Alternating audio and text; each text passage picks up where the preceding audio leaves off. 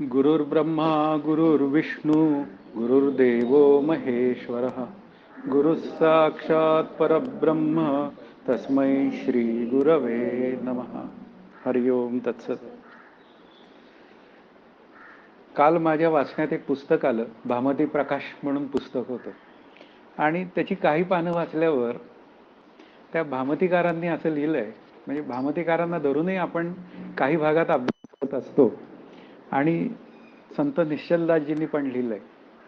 तर भामतीकारांनी काय म्हणलंय की शेवटी जे तत्वमसीचं चिंतन आहे, कारण आपल्याला इथे या विचारसागरमध्ये असं सांगितलंय की तत्वमसीच्या चिंतनाशिवाय आत्मस्वरूपाची प्राप्ती नाही, असं इथे स्पष्ट मांडलंय.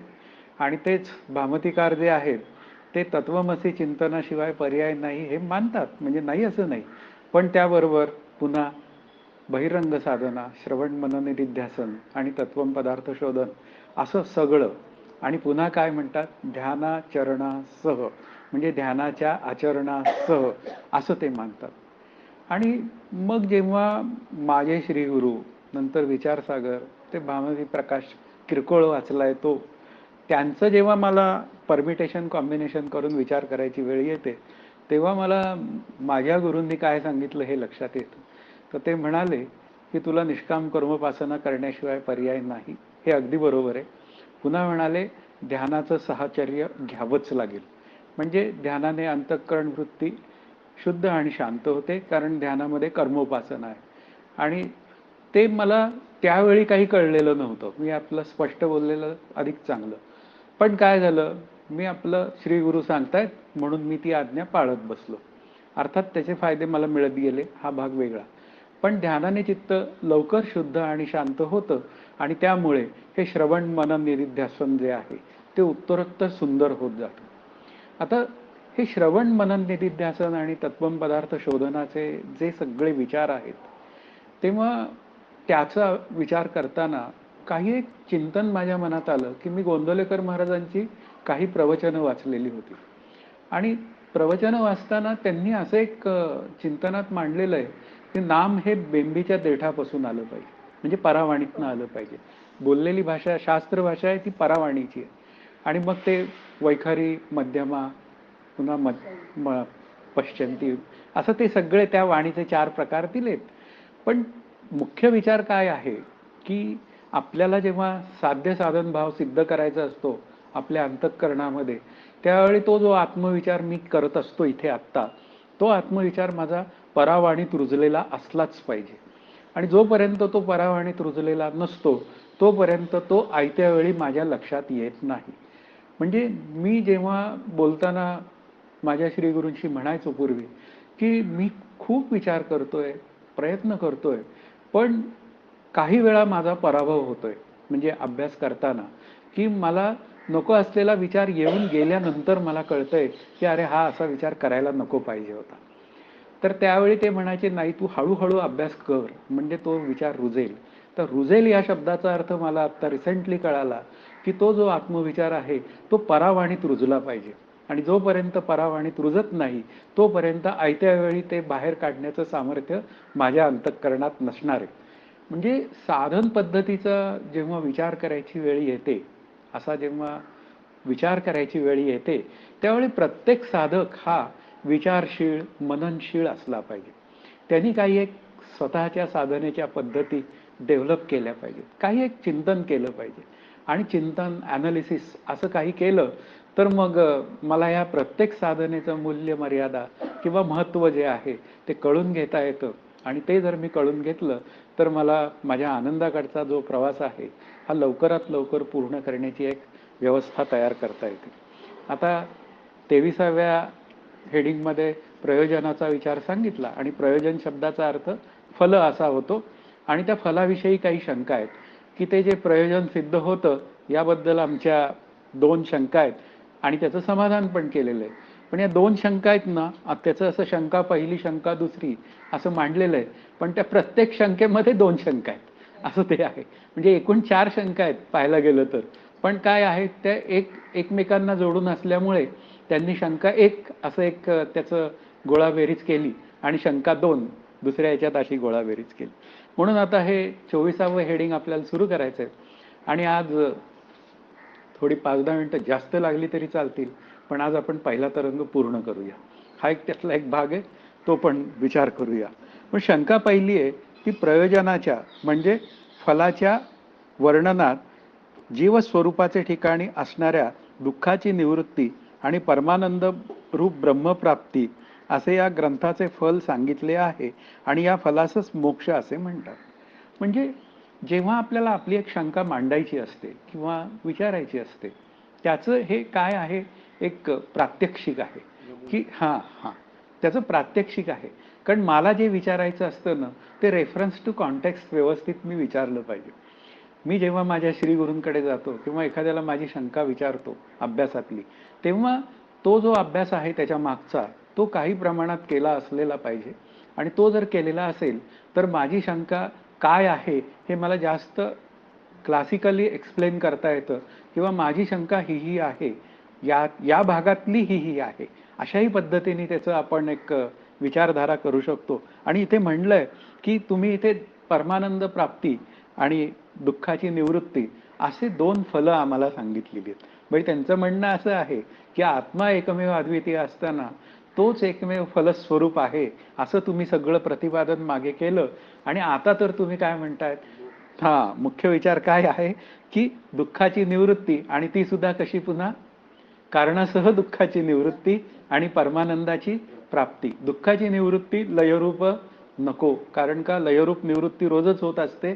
पण पुन्हा काय आहे, माझा भ्रम मात्र जसाचे तसाच शिल्लक असतो. म्हणून इथे ही जी दुःखाची निवृत्ती कारणासह आणि परमानंदाची रूप ब्रह्माची प्राप्ती असे या ग्रंथाचे फल सांगितले आहे आणि त्या फलासच मोक्ष असे म्हणतात, असंही मांडलं.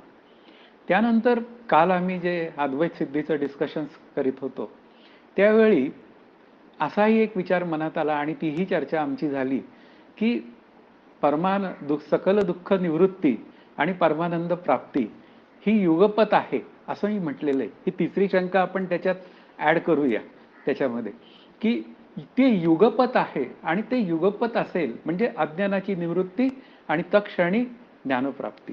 त्यावेळी आमची चर्चा अशी झाली, जर मध्ये लॅग असेल तर काय झालं असतं, असा एक विचार मनात आला आणि त्याची चर्चा आम्ही करण्याचा एक प्रयत्न केला. आणि तो जर का लॅग असता असा आपण एक विचार केला तर काय झालं असतं, तर तो लॅग मला वेगळेपणाने कळला असता. हा त्यातला एक महत्वाचा भाग आहे. आणि जिथे वेगळेपणा असतो तिथे काय आहे, त्याला ब्रह्मस्वरूप असं म्हणता येत नाही. म्हणजे ब्रह्मस्वरूपाची प्राप्ती मला कळली असती की मला केव्हा ज्ञान झालं, किती वाजून किती मिनिटांनी ज्ञान झालं, आणि मग मला चांगले पेढेही वाटता आले असते, समारंभ करता आला असता. हा त्यातला महत्वाचा भाग आहे. पण असं काही करता येत नाही, कारण का त्या ज्ञानाचा क्षण किंवा ते ज्ञानरूपता होणारा जो क्षण आहे तो मला सांगता येत नाही, कारण पुन्हा ती युगपत प्राप्ती असल्यामुळे मला त्याचं वेगळेपणाने ज्ञान होत नाही. असे काही विचार मनात येऊ शकतात आणि अशा काही शंकांचाही आपल्याला विचार करायला पाहिजे. म्हणून इथे आपथा इथली मूळ जी आहे की दुःखाची निवृत्ती आणि परमानंदाची प्राप्ती आणि यालाच मोक्ष आहे असं म्हणतात. परंतु अशा रीतीने मोक्ष प्रयोजन घडणे शक्य नाही. कारण असं जर का मोक्ष प्रयोजन असेल तर नक्की काय म्हणायचंय तुम्हाला ते बोला, असं त्यांचं पुढे म्हणणं आहे. कारण सर्व वेदवाक्य जीवाचे परमानंद स्वरूपच प्रतिपादन करतात आणि वेदांतमती वेदांतमती त्याचा स्वीकारही आहे. मग वेद काय सांगतो की सकल कारणासह दुःख निवृत्ती आणि परमानंदाची प्राप्ती. पण त्याच्यामध्येही मुख्य प्रयोजन काय आहे, अवांतर प्रयोजन झालं की शब्दज्ञान झालं वगैरे, हे सगळं झालं, पण तरी सुद्धा दुःख निवृत्ती हे सुद्धा काय होतं, पाहायला गेलं तर अवांतर प्रयोजनच होतं. म्हणजे मग मुख्य प्रयोजन काय आहे, तर वेदांतशास्त्र असं सांगतं की मुख्य प्रयोजन हे परमानंदाची प्राप्तीच आहे. आपल्याला जग मिथ्या का ठरवायचंय, हा त्यातला मुख्य विचार आपल्या लक्षात आला पाहिजे. कारण बोलताना कसं बोललं जातं की मिथ्या जगताची निवृत्ती आणि परमानंदाची प्राप्ती, ज्ञानाची प्राप्ती असं बोललं जातं. पण वास्तवात मिथ्या जगाची निवृत्ती यांनी काय होणार आहे नक्की, ती ज्ञानाची प्राप्ती आहे. पण मध्ये एक वर्ड आहे, ते अज्ञान निवृत्तीपूर्वक, हा त्यातला शब्द आहे. आणि तो जोपर्यंत मला कळत नाही तोपर्यंत काय होऊन जातं, ही सगळी जी काय साधनं आहेत ती ब्रह्मज्ञानाची साधनं आहेत अशी एक भूमिका माझ्या अंतःकरणात तयार होते. वास्तवात ही कुठलंही ब्रह्मज्ञानाचं एकही साधन इथे अस्तित्वात नाहीये, कारण ब्रह्म एकमेव अद्वितीय आहे. मग सगळी साधनं जी आहेत ती कशाची आहेत, तर ती अज्ञानाच्या निवृत्तीची आहेत. हा पक्का विचार आपल्या अंतःकरणामध्ये पाहिजे. मग कुठल्या अज्ञानाची निवृत्ती? मी देह, मी कर्ता, मी भोगता, भेदभ्रांती, तुम्ही ऐकणारे, मी सांगणारा, झाला भेद सुरू. म्हणजे इतके भेद असतात आणि कधी ते भेद मला माझ्या अंतःकरणात ते वर डोकं काढतात आणि ते काय पद्धतीने मला छळतात हे माझं मलाच कळत नाही. मी त्या लाटेमध्ये सापडतो. काही वेळा लाट गोड असते. मी सचिन तेंडुलकर झालो तर लाट गोड असते. माझं तुम्ही कौतुक केलं तर त्या लाटेचा सुद्धा गोड परिणाम असतो आणि त्यामध्ये माझा किती वेळ वाहून गेलेला असतो हे माझं मला कळत नाही. म्हणजे मूळ मुद्दा काय आहे की तुम्ही परमानंद प्राप्ती आहे वेदांत मती म्हणतात, तर ती परमानंद प्राप्ती हे बरोबर आहे. पण आमची शंका अशी आहे की वास्तविक अप्राप्त वस्तूची प्राप्ती म्हणणे योग्य आहे की जे मला प्राप्त नसतं तर त्याची प्राप्ती होणं अशी गोष्ट आम्हाला मान्य आहे की एखादी गोष्ट माझ्याकडे नाहीये. उदाहरणार्थ माझ्याकडे मर्सिडीज कार नाहीये आणि ती मला प्राप्त झाली. मग काय झालं, त्या अप्राप्ताची प्राप्ती झाली हे म्हणणं मान्य आहे. पण तुम्ही तसं म्हणतच नाही की ते जे काय मिळतं आहे ते नित्य प्राप्ताचीच प्राप्ती आहे असं तुम्ही म्हणता. तर यावर आमची शंका आहे. नित्य प्राप्त वस्तूची प्राप्ती म्हणणे संभवत नाही, कारण जे माझ्याजवळ असतं ते मी प्राप्त करून घेतलं हे म्हणणं कसं काय शक्य आहे. यामध्ये काही आम्हाला लॉजिकल असं काही वाटत नाही असं पूर्वपक्षी म्हणतो.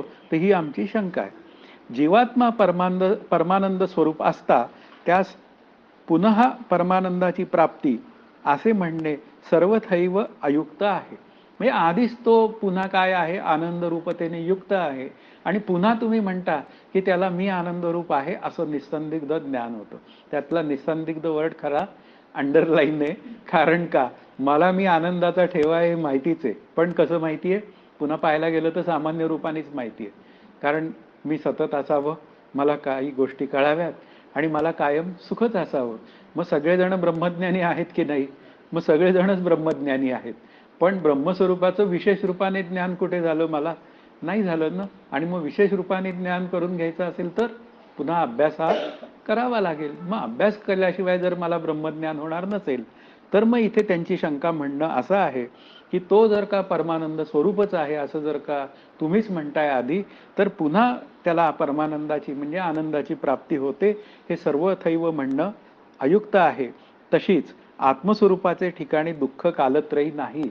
आता पुन्हा त्याचं काय आणखीन तिसरी शंका आहे की त्या आत्मस्वरूपाच्या ठिकाणी जगाचा अत्यंत भाव आहे असं तुम्ही म्हणता, त्रैकालिक जगाचा अत्यंत भाव असं अगदी जोरदार मांडता. मग जगच नाही तर तिथे सुखदुःख कशी, मग दुःखाची पुन्हा निवृत्ती कशी आणि आनंदाची प्राप्ती कशी, असे त्या शंका आहेत. असे असता दुःखाची निवृत्ती हे या ग्रंथाचे प्रयोजन आहे, म्हणजे मुख्य विचारधारा आहे असे म्हणणे सर्वथा अयोग्य आहे. यामुळे पूर्वी सांगितल्याप्रमाणे ग्रंथाचे प्रयोजन सिद्ध होत नाही. अशा पद्धतीने ग्रंथाचं जे प्रयोजन म्हणजे फल हे काही सिद्ध होत नाही. तर आता त्याचं समाधान सांगायला सुरुवात केली आहे विचारसागरकरांनी. ते म्हणतात, हे म्हणणे प्रथम खरे आहेसे वाटते. कारण का नक्की काय आहे, ज्याला काहीच माहीत नाही, सुरुवातीलाच विचारसागरच्या अभ्यासाला बसलेला आहे, त्याला म्हणणं हे सर्वसाधारणपणे खरं वाटेल. पण विचार केला तर पूर्वी सांगितलेले ग्रंथाचे प्रयोजन सिद्ध आहे. कारण लोकांमध्ये प्राप्त असलेल्या वस्तूविषयी अप्राप्तीचा म्हणजे वस्तू नष्ट झाल्याचा भ्रम होतो. असं घडताना दिसतं की वस्तू माझजवळच असते, पण काय आहे, मी ती शोधायचा प्रयत्न करतो. हे मुख्य, आणि त्याची उदाहरणही दिलीत त्यांनी. ती उदाहरणही आपण पाहूया की भ्रमनिवृत्तीनंतर प्राप्त असणाऱ्या वस्तूच्या ठिकाणी प्राप्तीचा व्यवहार मात्र होतो आणि मध्ये मग तो मी शोधतो ना, मग शोधतो त्या अर्थी काय झालेला आहे, हरवल्याचा भ्रम तिथे सिद्धच होतो. मग हरवल्याचा भ्रम सिद्ध होत असेल तर मला सापडलं म्हणून मी काय म्हणतो, अरे इतका वेळ मी शोधत होतो पण ती गोष्ट मला आत्ता सापडली. म्हणजे याचा अर्थ काय झाला, ती मध्यंतरीच्या काळात हरवलेली होतीच. मग होतीच तर मग काय पद्धतीने? त्यांनी उदाहरण दिलंय, की कोणाच्या कोणाच्या हातात सुवर्ण कंकण असून काही निमित्ताने त्याला त्यास भ्रम झाला, की माझे कंकण हरवले. नंतर कोणी आप्ताने त्यास बोध केला, की तू जे कंकण हरवले म्हणतोस ते तुझ्या हातातच आहे. तेव्हा ते कंकण पाहून त्यास जसे ज्ञान असे ज्ञान होते, की माझे कंकण मजपासीच होते, पण व्यवहार मात्र माझे कंकण मला प्राप्त झाले असा तो करतो. म्हणजे हातातच ते कंकण असतं. हा स्त्रियांच्या भगिनींच्या संदर्भात दिलेला दृष्टांत आहे, की हातातच ते कंकण असतं, पण काय झालेलं असतं, त्या कामाच्या व्यापामध्ये ते कंकण माझ्या हातातच आहे असं काही माझ्या लक्षात राहिलेलं नसतं. म्हणून मी वणवण फिरत असतो, कारण ते पुन्हा 5 तोळ्याचं असतं. 5 तोळ्याचं असल्यामुळे ते किमती असतं, आणि किमती असल्यामुळे काय आहे, ते हरवलं तर कसं? म्हणजे अशा विचारातनं ते शोधायचा प्रयत्न केला जातो. कोणीतरी तिसरी व्यक्ती येते आणि सांगते, अरे ते तुझ्या हातातच आहे. किंवा असा आपला भ्रम जो आहे तो चष्म्याचाही होतो, की आपल्या डोळ्यालाच चष्मा असतो, पण आपण खूप ठिकाणी तो चष्मा शोधतो, तरी सुद्धा चष्मा मला काही सापडत नाही. आणि सहजच मी असा हात लावायला जातो माझ्या कपाळाला, त्यावेळी माझ्या लक्षात येतं, अरे चष्मा तर डोळ्याला आहे. मग मला सांगा, की त्याच्या डोक्यामध्ये, की म्हणजे त्याच्या बुद्धीमध्ये, डोक्यामध्ये या शब्दाचा अर्थ बुद्धीमध्ये, त्या चष्म्याशिवायचं दिसणं हा एक मुद्दा आहे माझा आता. चष्म्याशिवायचं दिसणं आणि चष्मा घातल्यावरचं दिसणं यातल्या फरकाचाही त्याच्या अंतःकरणात विचार राहिलेला नसतो.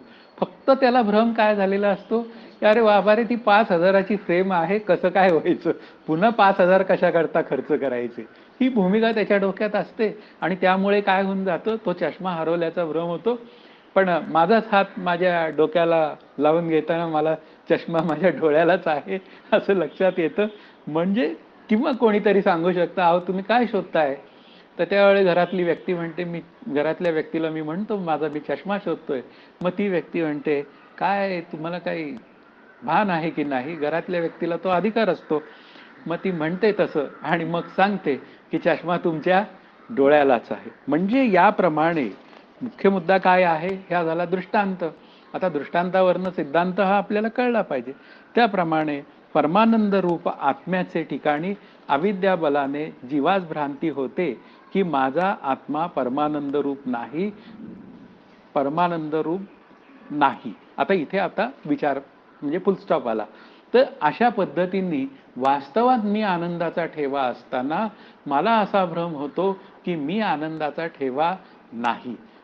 त्याचं उत्तर असं आहे, मी जर आनंदाचा ठेवा असतो तर मी विषयामध्ये आनंद शोधायला कशाला गेलो असतो? कारण शेवटी काय आहे, ज्या अर्थी माझी अंतःकरण वृत्ती विषयामध्ये आनंद शोधायला जाते, त्या अर्थी मला काय आहे, आनंद रूपतेचा दृढ अपरोक्षतेने अनुभव नाही. हे स्पष्ट आपल्याला कळून घ्यावं लागतं. म्हणून जीवास काय आहे, ज्या अर्थी मला मी आनंदाचा ठेवा मी आहे हे मला कळत नाही, त्या अर्थी तो आनंद कुठेतरी काय झालेला आहे, जणू काही लुप्त झालेला आहे, हरवलेला आहे. मग हरवलेला आनंद काय करावा लागेल, गिवसावा लागेल. ज्ञानदेवांची ओवीच आहे. मग असं जर का असेल, तर तो कळून घ्यायचा असेल, तर मग तो काय पद्धतीने कळून घ्यावा लागेल, तर परमानंद रूप ब्रह्म आहे. मग त्या परमानंद रूप ब्रह्मस्वरूपाचा अनुभव मला आला पाहिजे. हेच त्याचं उत्तर आहे. की आता शेवाळा आणि पाण्याच्या दृष्टांतामध्ये पाणी हे जणू काही शेवाळ्याच्या खाली झाकलं गेलेलं आहे. मला जर पाणी प्यायचं असेल तर ते शेवाळं बाजूला केलंच पाहिजे. म्हणजे मला जर का मी आनंदाचा ठेवा आहे हे जर मला कळून घ्यायचं असेल, तर ज्या संकल्पनेमुळे, म्हणजे ज्या अविद्याग्रस्त संकल्पनेमुळे माझी अंतःकरण वृत्ती जेव्हा मला करता भोगता अशी समजते, त्या करता भोगता भ्रांतीचा मला बाध करावा लागेल. कारण बाध शब्दामध्ये काय आहे, विशेष रूपाने असलेल्या भ्रमाचा बाध हा आपल्याला कळाला पाहिजे. कारण शेवटी काय आहे, भ्रमामध्ये आपल्याला लक्षात येत नाही, वस्तू दोन आहेत. म्हणजे रज्जूपहित चैतन्यावर सर्प भासतो, बरोबर आहे की नाही, वस्तू दोन आहेत. पण मला भ्रम काय झालेला आहे, मला ते एकच आहे असं वाटतं. तिथे काय आहे, सर्पच आहे असं वाटतं. मग तसाच तो विचार आहे, की आपल्याला भ्रम झालेला आहे. मग त्या देहाचा भ्रम मी कुठे केलेला आहे, आत्मस्वरूपावर घातलेला आहे. कर्तेपणाचा भ्रम मी आत्मस्वरूपावर घातलेला आहे. आणि दोन्ही बाजूनी विचार आहे. अन्योन्याध्यासाचा विचार आहे की त्या स्वरूपाच्या बाजूनी पण अध्यास आहे आणि त्या पुन्हा देहाच्या बाजूनी पण अध्यास आहे. म्हणजे स्वरूपाचे गुणधर्म जणू काही कल्पित रूपाने त्या जगतामध्ये उतरतात. अस्तिभाती प्रिय रूप ईश्वर त्या जगताची निर्मिती करतो आणि नामरूपात्मक जगताला पुन्हा काय होतं, अस्तित्व तयार होतं. आणि अस्तित्व तयार झाल्यानंतर त्या अस्तित्वाला जेव्हा मी सत्यत्व देतो तेव्हा मात्र काय होऊन जातं, माझी फजिती होते. म्हणून इथे काय आहे, वास्तवात परमानंद ब्रह्मरूपच आहे. त्याचा व माझा वियोग आहे, त्याचा व माझा वियोग आहे. उपासनेने मला ब्रह्माची प्राप्ती होईल. फार काय सांगावे, मोठमोठ्या पंडितांना शास्त्राध्ययन करूनही असा भ्रम आहे. म्हणजे परमानंद रूप ब्रह्म आहे हे मान्य, त्याचा माझा वियोग आहे. वियोग आहे तर कसा आहे, तो कल्पित रूपाने वियोग आहे, वास्तवात वियोग नाही. तुझी वियोग जीवत्व आले असं समर्थांना का म्हणावं लागलं, कारण ते माझं वर्तन पाहून ते मला म्हणाले की दासबोधाचे समासी निर्मूळ केले मी पणासी. तू काही आशा शंका घेतलीच नाही. आत्माराम सांगताना ते म्हणाले दासबोधाचा हेतूच आहे की मीपणा जावा, किंवा समर्थ असं म्हणतात मीपण जाणोनी त्यागावे ब्रह्म होऊन अनुभवावे. मग हे मीपणा जोपर्यंत माझा जात नाही तोपर्यंत काय आहे, त्या ब्रह्मस्वरूपाचं ज्ञान होण्याची व्यवस्था नाही. म्हणून उपासनेने ब्रह्माची प्राप्ती होईल हा सुद्धा काय आहे, तोही भ्रमच आहे. कारण वस्तुसिद्धीर विचारेण न कश्चित कर्म कोटीभीर.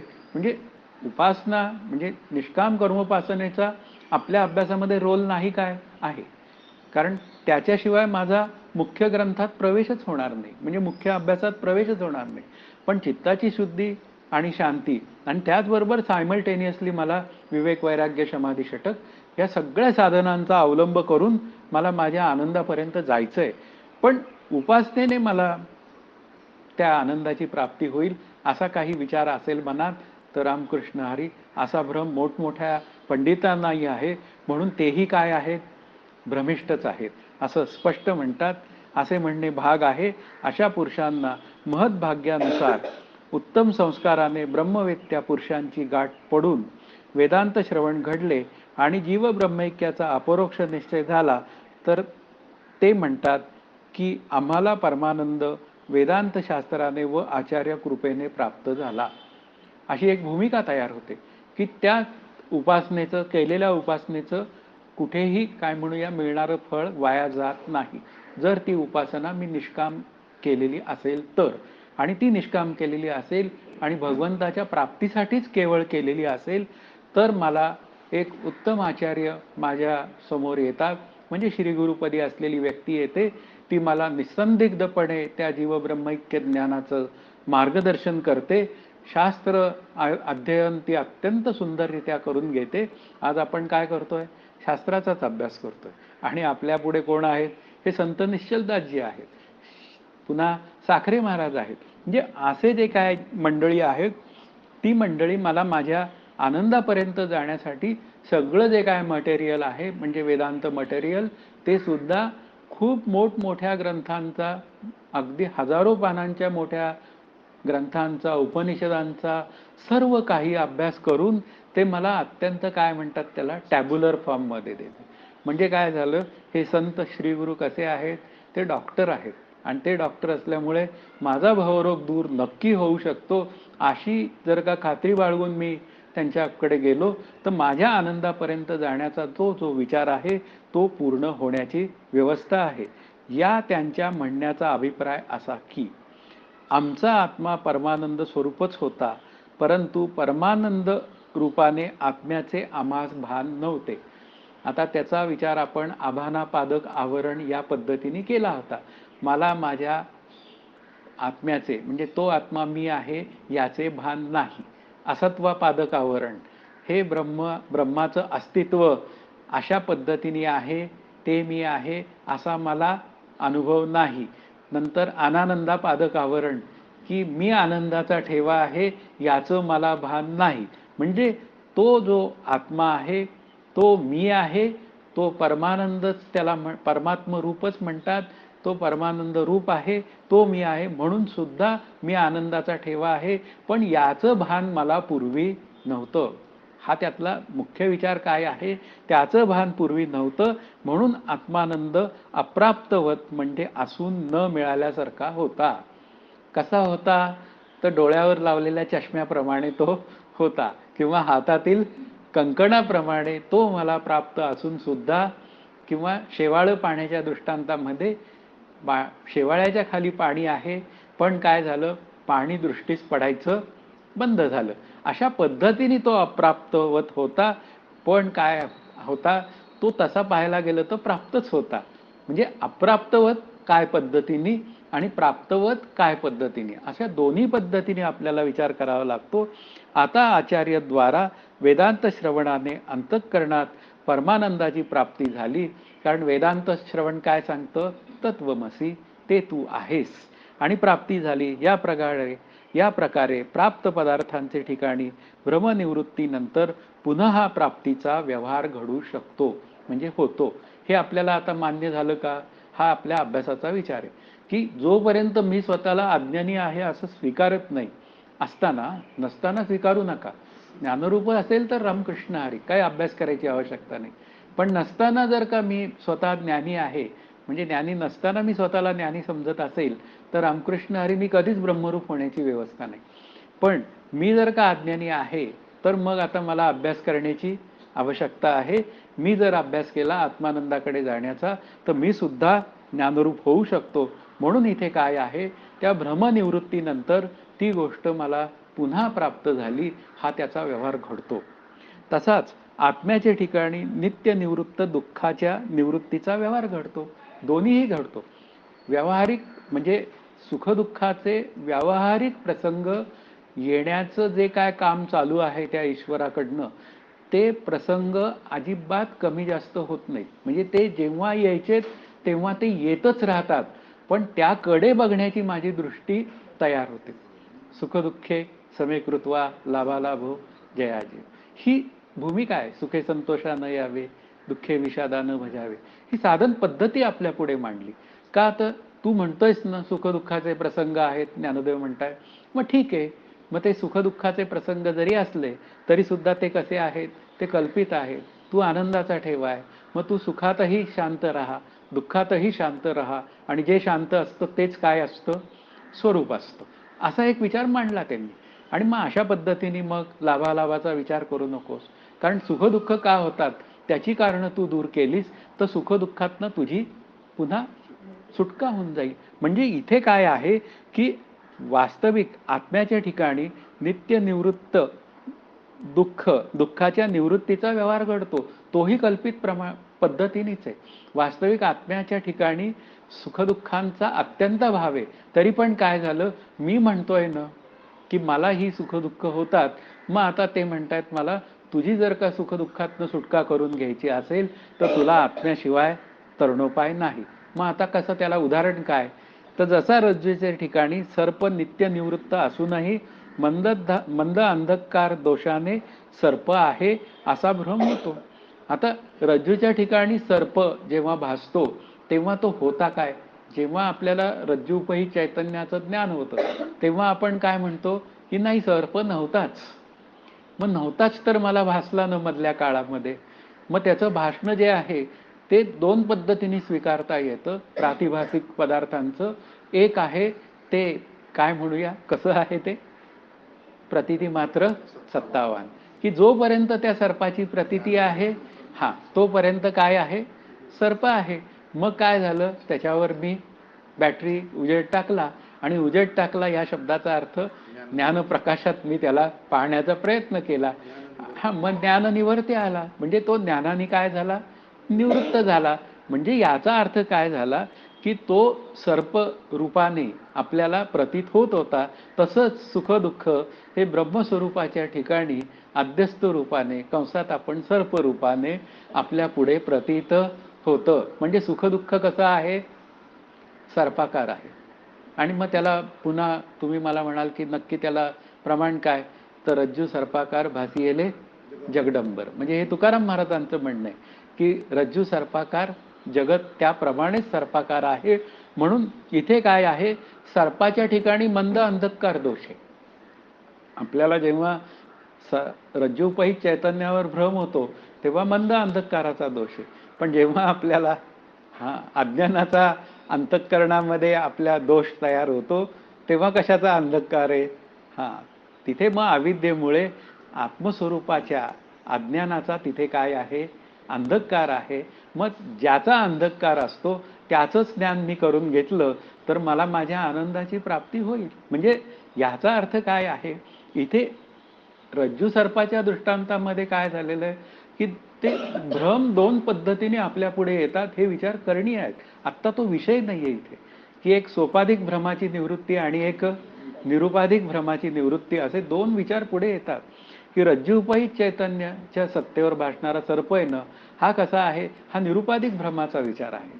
पण जेव्हा मात्र या जगाचा विचार करायची वेळ येते किंवा या शरीराचा विचार करायची वेळ येते त्यावेळी हा भ्रम निवृत्त होतो.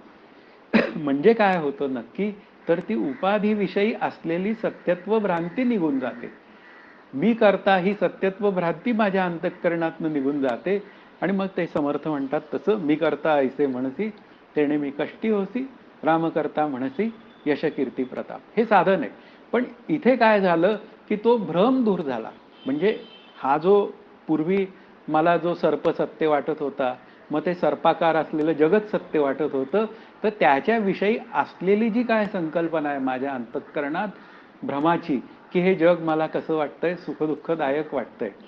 आपल्याला जग सुखदुःखदायक वाटतंय आणि संतांना कसं वाटतं? अवघाची संसार सुखाचा करीन, प्रेमे भरीन तिन्ही लोक, आनंदे भरीन तिन्ही लोक. म्हणजे याचा अर्थ त्यांना आनंदाचा संसार आहे देहादी प्रपंच आणि मला मात्र काय आहे? सुखदुःखात्मक आहे. मग आता तो दोष जर का मी निवृत्त केला तरी संसाराची निवृत्ती झाली का? म्हणजे याचा अर्थ त्या उपाधीची निवृत्ती झाली पण उपाधी काही नाश पावलेली नाही. मला म्हणण्याचा उद्देश हा आहे.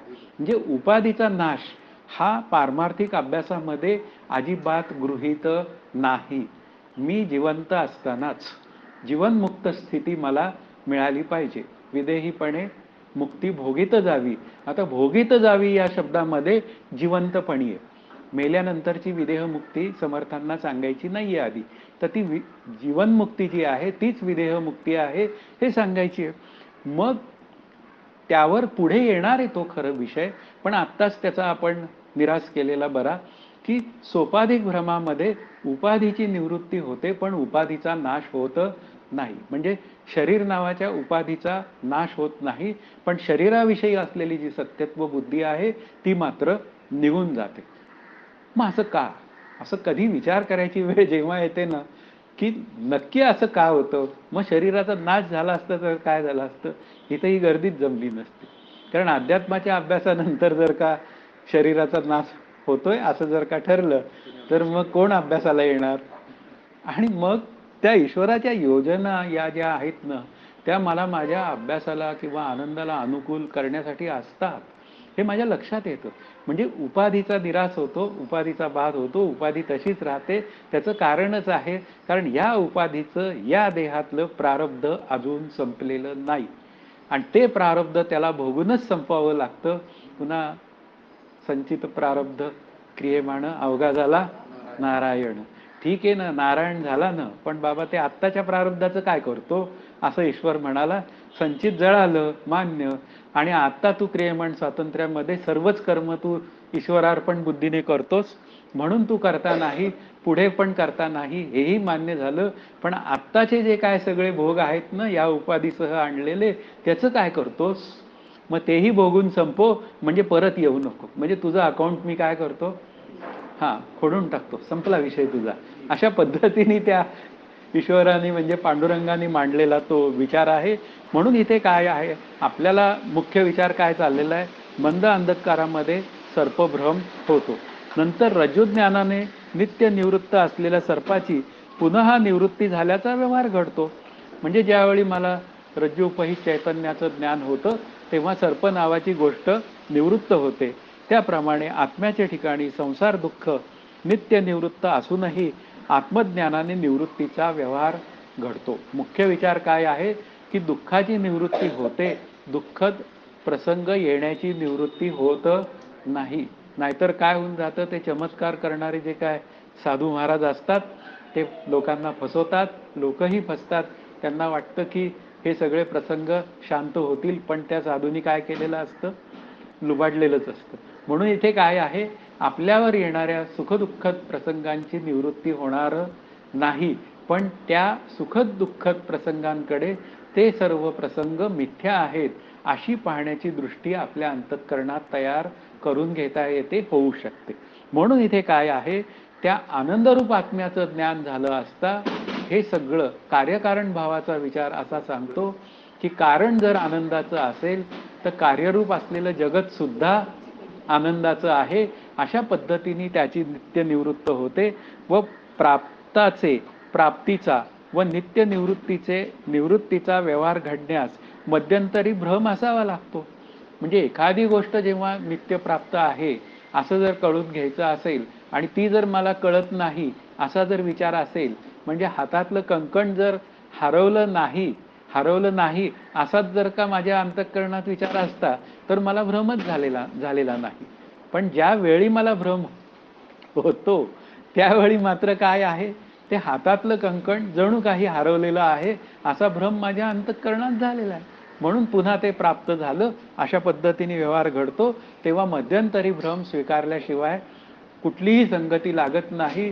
म्हणून आपल्या सर्व संतांनी अध्यास भाष्य म्हणजे आभासवाद स्वीकारलेला आहे आणि त्या आभासवादाच्या साह्याने आपल्याला आनंदापर्यंत जाण्याची व्यवस्था तयार करता येते. हे या समाधानात रहस्य आहे.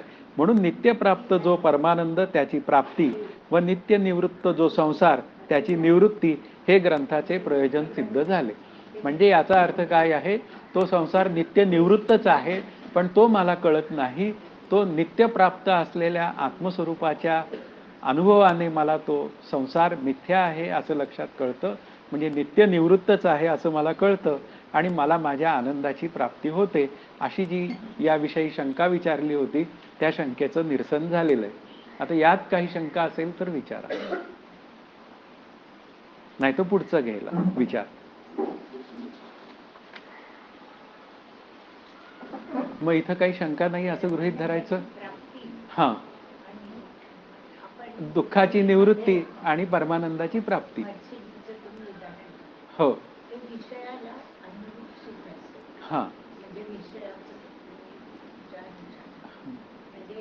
विषय जितके आता आज मला वाटलं मर्सिडीज उद्या मला अजून मोठी गाडी वाटेल. हो, म्हणजे ते वाढतच जाईल. हो हो, नाही, गाडीचा आनंद आहे असं जेव्हा मला वाटतं, मग मला एक गाडी घेतली मी, त्यावेळी मला ती गाडी मिळाल्यावर आनंद झाला हे मान्य झालं, ठीक आहे, इट्स ऑल राईट. मग परत मला आणखीन दुसरी भारी गाडी घ्यावी असा का माझ्या अंतःकरणात विचार येतो?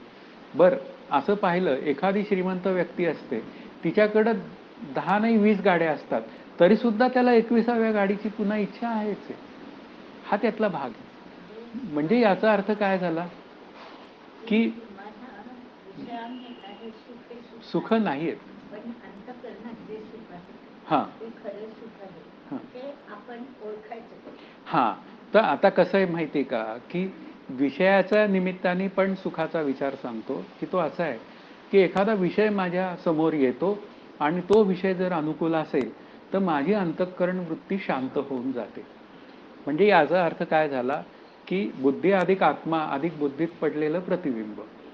तर ते जे प्रतिबिंब आहे बुद्धीत पडलेलं, त्यातली बुद्धी जी आहे ती काय होते, ती विषय मला अनुकूल प्राप्त झाल्यामुळे शांत होऊन जाते आणि शांत होऊन गेल्यामुळे ते बुद्धीत पडलेलं प्रतिबिंब आहे ते एकटं राहू शकत नाही, ते स्वरूपाकार होतच असं. म्हणजे त्याला परतोनी पाठवरे ठाके ही ज्ञानदेवांची ओवी आहे. आपण या आपण पै देखे देखत खेव ओळखे म्हणे तत्व ते मी. म्हणजे ती त्या स्वरूपाशी, ती प्रतिबिंब स्वरूपाशी एकरूप होतं आणि एकरूप झाल्यानंतर तो जो आनंद प्रगट होतो आपल्या अंतःकरणामध्ये, म्हणजे कारण शेवटी काय आहे, आनंद कुठे प्रगट झाला अशी भाषा बोलायची वेळ आली तर अध्यारोपित भाषेत तो अंतःकरणामध्ये प्रगट झाला असं बोलावं लागतं. वास्तवात अंतःकरण शांत झाल्यावरच तो आनंद प्रकट होतो अशी त्याची एक भूमिका आहे. पण त्याचा ठसा मात्र अंतःकरणावर उमटतो आपल्याला, त्या आनंदाचा ठसा. आणि तो अंतःकरणावर उमटल्यानंतर मी त्या आनंदातनं जेव्हा व्युत्थान पावतो तेव्हा मला प्लेझंट सरप्राईज मिळतं आणि मग मी म्हणतो की मी इतका वेळ काय होतो, आनंदात होतो. मग आनंदात होतो तर त्या आनंदाचं वर्णन कर.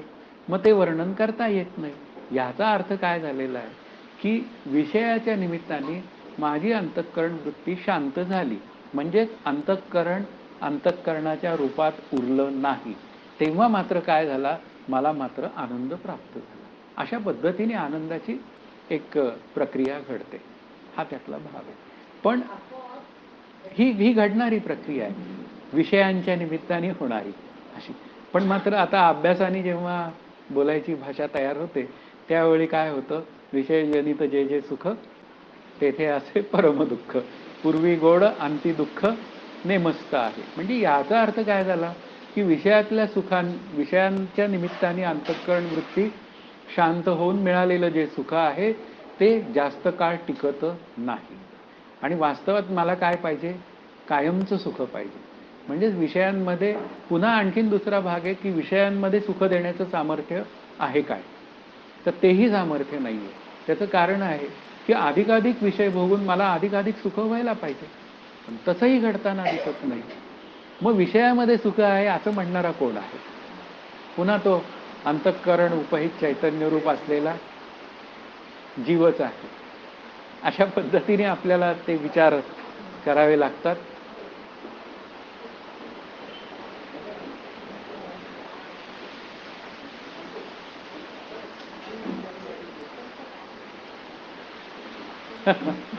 हा, मग ही शंका करून आपण थांबूया, असं करूया. कारण मग ते रहस्य जे आहे करूया ना, काही अडचण नाही. पण हां हां हो हो, वास्तवात सुखदुःखात्मक प्रसंग कोणामुळे आहेत, ते माझ्या अंतःकरणाचे विभाग आहेत. हा त्यातला भाग आहे. समोरची एखादी व्यक्ती येते, ती मला काहीतरी बोलते, त्यावेळी तिचा उद्देश काय असतो तो एक वेगळा भाग आहे, असं समजूया आपण. पण प्रश्न असा आहे की मी त्या प्रसंगांकडे किंवा त्या व्यक्तीच्या बोलण्याकडे काय पद्धतीने मी पाहतो, हा त्यातला विचार महत्त्वाचाच ठरतो. कारण संतांना काय कमी त्रास दिला का लोकांनी? पण ज्ञानदेव केव्हा किती वेळा रागवले म्हणजे तर समाजावर, ते एकदाच रागवले फक्त. मुक्ताईने ते 11 अभंग म्हटले तेव्हा, ताटी उघडा ज्ञानेश्वरा. म्हणजे आपल्या रागवण्याचा प्रसंग म्हणजे अनुकूल प्रतिकूल ज्ञानाने आणि त्यांच्या रागवण्याचा प्रसंग यामध्ये तफावत आहे. कारण का त्यांना सृष्टी मिथ्या आहे कळालेलं आहे आणि मला सृष्टी सत्य आहे हा भ्रम आहे. म्हणून इथे आपल्याला हा संसार नित्य निवृत्तच आहे. कारण तो निवृत्त नसता तर द्वैत आलं असतं, संसारही सत्य ठरला असता आणि ब्रह्मही सत्य ठरलं असतं. पूर्व पक्षाचं तर तेच म्हणणं आहे. अद्वैत सिद्धी आविष्कारमध्ये तर तेच मांडलंय सतत की हा संसार कसा आहे, सत्य आहे पूर्व पक्षाने, पण हा संसार मिथ्या आहे, अविद्याग्रस्त आहे, उपाधिग्रस्त आहे, हे आपण मांडून त्यांचं काय केलेलं आहे, कायम खंडन केलेलं आहे. ते कळालं की झालं काम. म्हणून इथे काय आहे की परमानंदाची प्राप्ती का, तर ती नित्यप्राप्ताची प्राप्ती, मध्ये भ्रम झालाय हा स्वीकारला आणि मग त्या प्राप्ताची प्राप्ती करून घेणं, हेच आपल्या अभ्यासाचं खरं लक्ष. अजून काही शंका आहेत? नाही ना? हां हो, अनेक उदाहरणं आहेत त्याची, खूप आहे. हो, खूप उदाहरणं आहेत की आपली सुताराचं पण आहे, कारण तो त्याच्या कानालाच पेन्सिल असते. ही चष्मा आपल्याला समोर आहे, हो असं आहे म्हटलं तर असं आहे, ती कानावर असल्यामुळे ती त्याला बिचारायला दिसत नाही. नाही त्याला दुसरं कोणतरी हो. सांगतोच की बाबा तुझ्या कानावर. हा, हा तरी चष्मा यांनी वर घेतला, माझा भ्रम मी सांगतो, माझ्या डोळ्यालाच असतो चष्मा, तरी सुद्धा मला लक्षात येत नाही की अरे माझ्या डोळ्यावर चष्मा असून मला कळत नाही. म्हणजे हे भ्रमाचं टोक असतं. अशा पद्धतीने भ्रम काय असतात, होतच असतात. पण काय आहे, हे भ्रम मला कसे त्रास देत नाही, त्यामुळे मी हसून त्या भ्रमाकडे काय होतो पाहू शकतो. पण तसेच मग इतर भ्रम स्वीकारायला काय हरकत आहे की ते पण मिथ्या आहेत. जसा माझा चष्मा हरवला किंवा चष्म्याचा भ्रम झाला, तसाच चष्म्याप्रमाणेच हा काय आहे, पुन्हा देहसत्यत्वाचा भ्रम आहे, मग तो दूर केला पाहिजे. अशा पद्धतीचे विचार आपल्या अंतःकरणात आले तर मग छानपैकी अभ्यास होण्याची व्यवस्था आहे. पावसाला छान सुरुवात झालेली आहे, त्यामुळे खूप काही प्लेझंट वातावरण आहे, त्यामुळे आपल्याला हा तरंग पूर्ण करता येईल. जरी असं हां, आता शंका दुसरी आहे आणि पर्यायी नाहीये. मग काय करायचं? मग अभ्यास करूया. घरी जाण्याचा भ्रम दूर झालेला आहे, घरी जाता येणं शक्य नाही. आता शंका दुसरी आहे की मोक्ष स्वरूपामध्ये कारणासहित जगन निवृत्ती आणि परमानंद प्राप्ती असे 2 अंश आहेत. आता इथे त्यांनी काय केलं? अंश मांडायला, अंश स्वरूपात मांडायला सुरुवात केलेली आहे की कारणासहित जगन निवृत्ती म्हणजे जगताचं कारण दूर झालं पाहिजे. कारण कार्यकारण भावामध्ये जर का कारण दूर झालं नाही म्हणजे उपादान कारण, तर तो भ्रम म्हणजे ती वस्तू आहे ती तशीच शिल्लक राहते. हा त्यातला महत्त्वाचा भाग आहे. मग आता भ्रम निवृत्त करायचा असेल तर आत्मस्वरूपाचं अज्ञान हे जगत सत्य वाटण्याचं कारण आहे. मग ते कारण माझं जर का दूर झालं तरच काय आहे? माझ्या अज्ञानाची निवृत्ती आहे आणि मला माझ्या आनंदाची प्राप्ती आहे. म्हणून इथे काय आहे? कारणासह जगताची निवृत्ती हा एक अंश आणि परमानंदाची प्राप्ती हा 2 अंश, हा दुसरा अंश. त्यानंतर निवृत्ती म्हणजे नाश, अभावरूप आहे आणि परमानंद प्राप्ती भावरूप आहे. आणि तिसरा जो विचार आहे तो नाश. कारण काही वेळा तुम्ही नाश असा शब्द बोलता, मग नाश म्हणला तर त्या गोष्टीचा अभाव व्हायला पाहिजे. तो मुद्दा मी आत्ता का मांडला उपाधीचा? की तो सोपाधिक भ्रम निवृत्त होतो आणि देह मात्र तसाच शिल्लक राहतो. आणि कारण का? त्याला त्याचे भोग भोगायचे आहेत. मग इथे त्यांचं म्हणणं असं आहे की ज्यावेळी भ्रम दूर होतो, परमानंदाची प्राप्ती होते, तेव्हा मात्र या जगाचा अभाव का होत नाही, ही त्यांची मुख्य भूमिका आहे. म्हणजे नाश का होत नाही. यावरून तुमचे प्रयोजन म्हणजे फल जो मोक्ष तो भाव आणि अभावरूप झाला. मुख्य मुद्दा काय झाला? हा. आणि मग आपले हे तुकाराम महाराज काय म्हणतात? गेले भावा भाव झाला स्वयमेव पांडुरंग. आता त्याचाही विचार आपल्याला करायचा आहे, पण तो उत्तराचा विचार आहे. आता आधी शंका आहे तर शंकेच्या बाबतीत शंकेच्या स्वरूपात विचार करूया. म्हणून तो भाव आणि अभावरूप झाला. पण भावाभाव म्हणजे भाव आणि अभाव विरोधी धर्म एका ठिकाणी एका काली राहू शकत नाही. आपण असं म्हणू शकत नाही की मी इथे उपस्थित पण आहे आणि मी इथे अनुपस्थित पण आहे. म्हणजे शरीर रूपाने जीवरूपाने असं म्हणता येत नाही. म्हणजे माझा भाव सुद्धा आहे आणि माझा अभाव सुद्धा आहे. म्हणजे ज्या ठिकाणी भावरूपता असते त्या ठिकाणी अभाव नावाची गोष्ट नसते. मग ज्या ठिकाणी अभाव असतो त्या ठिकाणी भावरूपता नसते. आता इथे आपण शरीर रूपाने आपली भावरूप अवस्था इथे आहे. म्हणजे पुन्हा काय आहे? शरीर रूपाने घरी आपण अनुपस्थित आहोत. आपण काही काय म्हणूया चमत्कार करणारी मंडळी नाही आहे की घरी पण होता आणि इथे पण होता, असा तो विचार नाही आहे. म्हणून ग्रंथाचे प्रयोजन सिद्ध होत नाही. त्यावर समाधान करताना असं म्हणतायत, हे म्हणणे बरोबर नाही, कारण अज्ञान आणि अज्ञान कार्य जगत ब्रह्मावर अध्यस्त आहे. आता अज्ञान या शब्दाचा अर्थ मूळ अज्ञान म्हणजे आत्मस्वरूपाचं अज्ञान, आणि म्हणजे त्याला आपण कारणत्व दिलं. तुझे वियोगे जीवत्व आले, तर ते कारणत्व दिलं. आत्मस्वरूपाचं अज्ञान हे जग सत्य वाटण्याचं मला खरं कारण आहे. म्हणून अज्ञान कार्य जगत हे मला सत्य का वाटतं? तर मला आत्मस्वरूपाचं अज्ञान आहे म्हणून. 65चा विचार केल्यावर तुम्हाला असं लक्षात येईल की चांगदेव महाराजांनी कार्यनिवृत्त केलं होतं. ध्यानामध्ये कार्यनिवृत्त केलं होतं, पण त्यांचं कारण दूर झालेलं नव्हतं. आणि कारण दूर न झाल्यामुळे ते जेव्हा जागृती यायचे तेव्हा त्यांना मरणाची भीती होतीच. हा त्यातला भाग होता. कारण निवृत्त झालेलं नव्हतं. आत्मस्वरूपाचं अज्ञान दूर झालेलं नव्हतं. मग चांगदेव महाराजांना आत्मानुभव नव्हता का? आत्मानुभव होता, पण ब्रह्मानुभव नव्हता.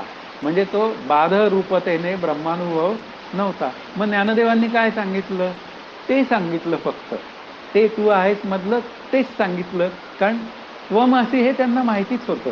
म्हणजे मी आत्मा आहे हे ध्यानकाली माहिती होतं, पण जाग झाल्यावर मात्र ते म्हणजे हे ब्रह्मतत्व सर्व ठिकाणी सर्वत्र सदा सम आहे अशा पद्धतीने त्यांना माहीत नव्हतं. तेवढंच सांगितलं 65 ओव्यांमध्ये आणि त्यांचं काम झालं.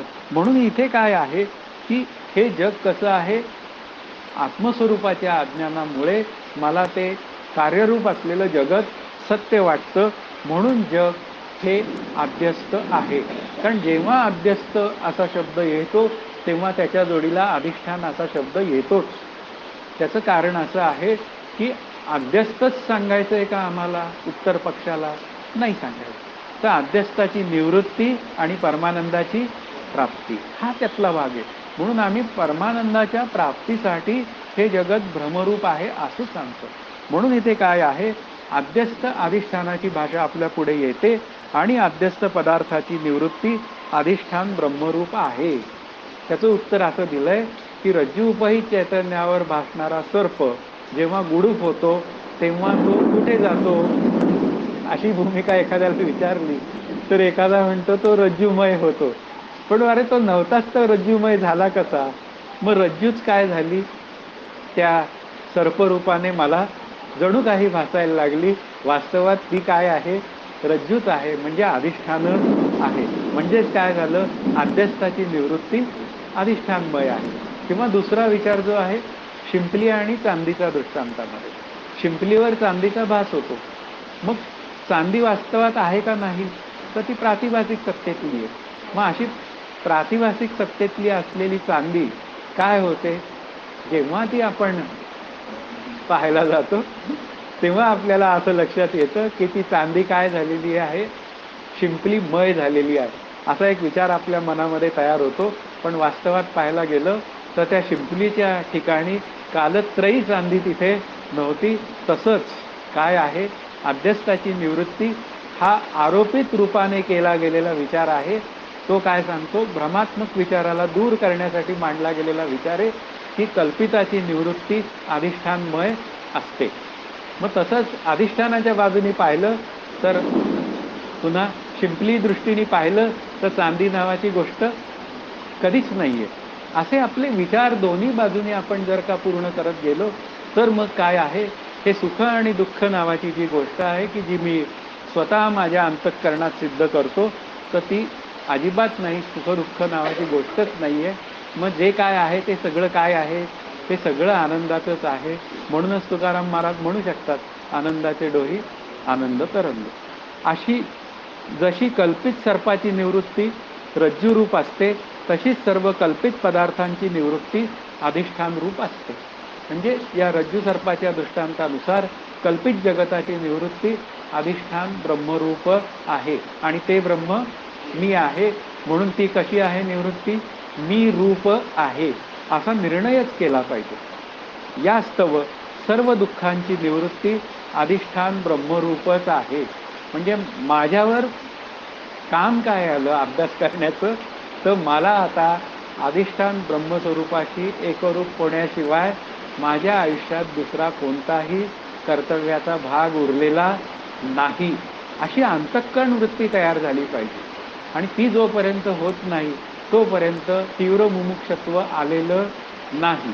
आणि जोपर्यंत तीव्र मुमुक्षत्व येत नाही तोपर्यंत खऱ्या अर्थाने आपल्याला आनंद मिळणार नाही. या बाजूला डाव्या बाजूला येऊन बसलात तरी चालेल, म्हणजे इथे पावसाची तीव्रता कमी आहे. सर्व अनर्थांचे स्थान जे जगत त्याचे अधिष्ठान ब्रह्म असून ते भावरूप आहे. आता या जगताचं जे अनर्थकारी जगत जे आपण म्हणूया, अनर्थकारी काय अर्थाने, तर ते मला सुख आणि दुःख अशा पद्धतीने ते माझ्या पुढे येतं, म्हणून ते कसं आहे, अनर्थकारी. मग त्या जगताचं स्थान काय आहे? पुन्हा विचार करायला गेलं तर ते भ्रमरूपच आहे. आणि त्याचं जेव्हा अधिष्ठान ब्रह्म असा जेव्हा मला अनुभव येतो त्यावेळी असं लक्षात येतं की रीता ठाव रागवे पिणं नाही, भरला घनदाट दिसे. मग भ्रम कुठून होता? अशी भूमिका आहे. एव्हरेस्टच्या शिखरावर गेलो आणि तिथून जेव्हा मी मागे पाहायला लागतो तेव्हा असं लक्षात येतं की फक्त काय आहे, ते एव्हरेस्टच आहे सगळीकडे. पण खालून जेव्हा मी एव्हरेस्टकडे पाहायला लागतो तेव्हा मला एव्हरेस्टवर जायचं आहे अशी भूमिका असते. म्हणजे अज्ञानाच्या निवृत्तीतनं जेव्हा ब्रह्मस्वरूपाच्या प्राप्तीचा विचार होतो तेव्हा तो अज्ञानाची निवृत्ती आणि परमानंदाची प्राप्ती असा होतो. पण परमानंद रूप जेव्हा मी आहे असं माझ्या लक्षात येतं तेव्हा मात्र जग नावाची गोष्ट कालत्रयी सिद्ध होत नाही. म्हणून आमचा मोक्ष भावाभाव रूप नाही, तो भावरूपच आहे आणि केवळ एका ब्रह्मस्वरूपाचंच अस्तित्व आहे. म्हणून कारणासह वर्तमान जगत निवृत्ती आणि भावरूपच आहे, यावरून केवळ भावरूप मोक्ष आहे हे सिद्ध झाले. कारण मोक्ष टिकून राहतो दृढ अपरोक्षतेने, जग मात्र येतं आणि जातं. त्याची उपाधी असलेलं शरीर म्हणजे जो मुक्त झालाय तेही निघून जातं, तरी पण ब्रह्मस्वरूपामध्ये कुठेच काही त्याच्या फरक पडत नाही. असा जो काय पहिल्या तरंगाचा विचार आहे तो इथे पूर्ण झालेला आहे. यामध्ये काही शंका असेल तर बोला. म्हणजे मग आपण पहिल्या तरंगाचं रहस्य अभ्यासाला सुरुवात करूया. 55 मिनिटं इथंच झालेली आहे. रहस्य करायचं आहे ना अभ्यास? Okay okay. हा एक पानच आहे. हां, काही शंका आहे काय? शंका आहे काय? नंतर चहा देणार आहेत का? काळजी करू नका. त्यामुळे फ्रेश होण्याची व्यवस्था आहे. अगदी शंका नाही, अगदी.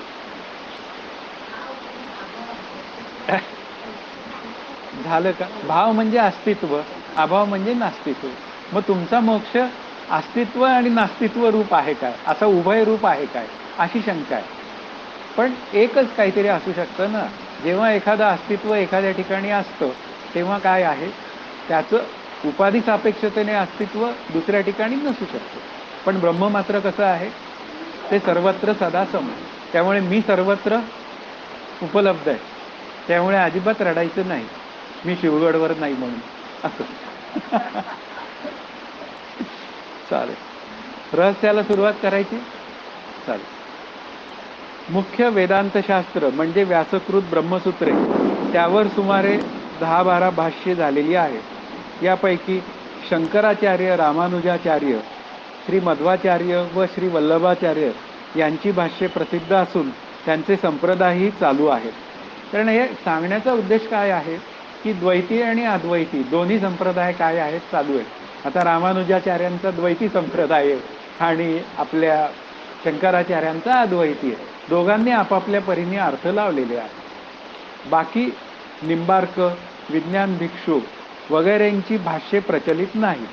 श्री शंकराचार्यांनी आपल्या भाष्यात अथातो ब्रह्मजिज्ञासा या सूत्रानुरूप अनुबंध चतुष्टय सांगण्याची जी सरणी घातली आहे त्याप्रमाणे मूल विचारसागरकर्त्यांनी या पहिल्या तरंगात आरंभी अनुबंध चतुष्टयाचे वर्णन केले आहे.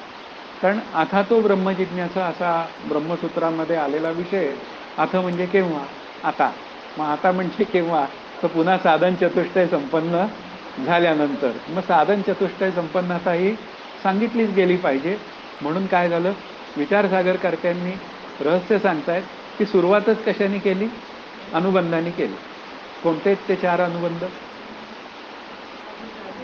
विषय, अधिकारी, प्रयोजन आणि संबंध. बरोबर आहे. मग विषय काय आहे आपल्या विचारसागर ग्रंथाचा? हा, परमानंदाची प्राप्ती. बरोबर. मग अधिकारी कसा पाहिजे? आलं, आता तो ब्रह्मजिज्ञासा. असं म्हणजे आता म्हणजे साधन चतुष्टय संपन्न असला पाहिजे. म्हणजे कसा? विवेक, समाधी, षटक आणि तीव्र मुमुक्षत्व. त्यातला तीव्र वर्ड अंडरलाईन आहे. जोपर्यंत तीव्रता येत नाही तोपर्यंत काय आहे, आपल्या मोक्षाची परिस्थिती कशी आहे, बेतातीच आहे. हां, तर तीव्र मुमुक्षत्व पाहिजे. आणि ते जोपर्यंत नाही तोपर्यंत काय आहे, मोक्षाची व्यवस्था लागणार नाही. पुढे जाऊन काय म्हणतायत, पुन्हा नुसताच तो साधन चतुष्टय संपन्नतेमध्ये तो तीव्र मुमुक्षू असून सुद्धा तो थोडासा आणखीन पुढील विचार सांगितला की त्याला श्रवण, मनन, निधिध्यासन करण्याची गरज आहे. तत्वम पदार्थ शोधन हे त्याला करण्याशिवाय पर्याय नाही. हा त्यातला भाग आहे. त्याप्रमाणे मूल हा विचार सागरकर्त्यांनी या पहिल्या तरंगात आरंभी अनुबंध चतुष्टयाचे वर्णन केले आहे. अनुबंध चतुष्टय वर्णन करतेवेळी अधिकाऱ्याचे लक्षण सांगतानाच ज्ञानसाधनांचाही विचार केलाय, की तो विचार काय आता आपण पाहिला, की श्रवण केले की करावे, मननाशिवाय पर्याय नाही. कारण मनन जर केलं नाही तर परावाणीत आपली जी विचारधारा आहे अभ्यास करण्याची ती स्थिर होणार नाही. त्याप्रमाणे मला आयत्या वेळी जेव्हा आत्मविचाराची गरज असते तेव्हा तो मला विचार स्फुरणार नाही. म्हणून सतत अभ्यास केला की तो वैखरी वाणीने नाम घ्यावं, वैखरी वाणीने अभ्यास करावा, मग तो हळूहळू परावाणीपर्यंत त्याचा प्रवेश व्हावा. या रहस्यात प्रथम प्रतिज्ञेप्रमाणे सर्व अनुबंध सांगून नंतर अधिकाऱ्याचे कर्तव्य ज्ञानसाधनांचा विचार केला आहे. कारण शेवटी काय आहे, आपल्याला अविद्येची निवृत्ती करायची आहे आणि अविद्येची निवृत्ती करायची असेल तर ज्ञानसाधनेचा विचार झाला पाहिजे. काहीच नाही करायचं आणि मी आनंदाशी एकरूप होईल, कुछ नहीं आप क्या करो, सिर्फ आंखें बंद करके बैठो. आता असं सांगितलं जातं काही ठिकाणी. अरे आंखें बंद करके क्या करने का है, हे काहीच माहीत नसतं. नाही, बैठो आप. असं म्हणजे जे काय आळूमाळू साधन सांगितलं जातं ते काही खरं नसतं. आम्हाला तुम्ही दूध का दूध, पाणी का पाणी सांगा, हे केलं की हे आणि ते केलं की ते, तसा अनुभव तुम्ही घेतला आहे का सांगा आणि त्याप्रमाणे तुम्ही बोला. आमच्या श्रीगुरूंनी आम्हाला तसं सांगितलं म्हणून आम्हाला लाभ झाला. म्हणजे अभ्यास जर का आपल्याला करायचा असेल तर त्या पद्धतीतनं, म्हणजे ती विचारधारा असलेलं जे काय तत्वज्ञान आहे ते व्यवस्थितपणे मांडणारी व्यक्ती आपल्या पुढे असली पाहिजे. म्हणून ज्ञानसाधनांचा विचार झाला पाहिजे. किंवा समर्थ म्हणतात तसं, साध्य होता साधनाचा ठाव नाही. मान्य झालं, पण आधी साधन त्यांनी जे शेवटच्या समासात म्हणतात, साध्य होता साधनाचा ठाव नाही, ते सुद्धा शेवटी शेवटच्या 10-12 ओव्यांमध्ये. आणि मग त्याच्या आधीच्या ज्या काय हजारो ओव्या आहेत त्या काय सांगितल्या, त्या सगळ्या साधनांचा विचार सांगितला. मग साधन केल्याने काय होतं, अज्ञानाची निवृत्ती होते आणि मला माझ्या परमानंदाची प्राप्ती होते. म्हणून अनुबंध वर्णनापेक्षा मोक्ष स्वरूपाबद्दल 2 प्रकाराने जास्त वर्णन केले आहे. म्हणजे आता मग 2 प्रकाराने जे वर्णन केलंय त्याची भूमिका आता पुढे मांडता येते, की जीव ब्रह्मरूप आहे, त्याच पुन्हा ब्रह्मप्राप्ती आणि आत्मस्वरूपाच्या ठिकाणी संसार निवृत्ती केव्हाही नाहीच, म्हणजे नित्य निवृत्त आहे.